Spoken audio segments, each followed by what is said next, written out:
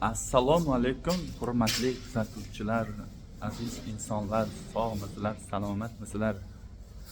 Ishlaring qanday ketyapti? Zo'rmi, tinchmisizlar? Mana biz ham Moskvada bo'lgan sarguzashtlarimiz sekin-sekin o'z nihoyasiga yetib bormoqda. Xudo xolisa sanoqli emas, bir 1,5 oydan keyin uyga ketamiz. Mana bugun bu katta obyektga kelganmiz. Bu yerda nima ish bo'lyapti desalaring, mana shu ko'rib turgan yashil turbalaring pojarniy sistemani qilyapmiz. Qilib bo'ldik ham. Endi buni suv bilan yuvib, boshqa qilib, xullas kalom ish topshirishimiz kerak. Xudo xolasa inshaalloh ishlarni yaxshi topshirsak, bu zdaniya bir 24 etaj, hozir egizagini ko'rsataman shu zdaniyani.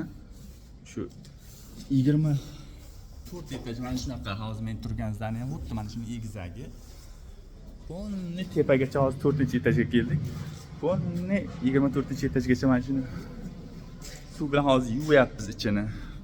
Tekshirib, texnozorga topshirib, xudo xolasa ishni topshirsak, 1 oydan keyin normalniy pulni olamiz, keyin O'zbekistonga, issiq o'lkaga, qishda oilamizni bag'riga xudo xolasa ketamiz deb g'ayrat qilib ishlayotibmiz.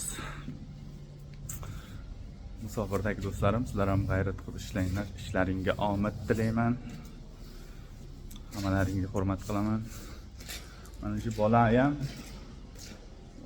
bu uylanaman deb ishlayapti. Bir yaxshi qiz bo'lsa, qiz topolmayapman deydi. Qachon uylanasan desam. Shunga ham bir yaxshi kelinlar uchrasin. Amin.